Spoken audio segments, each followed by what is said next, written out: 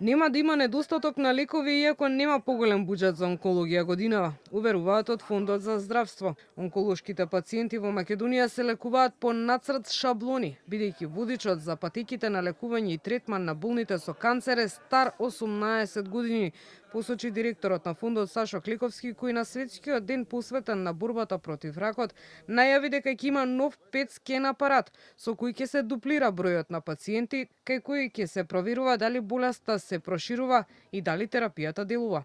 На овој начин фондот ќе може да се насочи кон набавка на лекови и третмани кои даваат подобри резултати.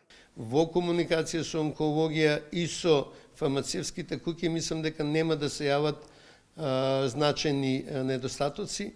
Во 25-та година околу 2700 се направени и ќе работиме заедно многу напорно да се обезбеди втор PET скен, за да стигнеме до бројката од 5.500-6 илјади PET скена годишно, што сметаме дека е доволен број на PET скенови за да се следи ефикасноста на употребата на терапијата кај пациентите.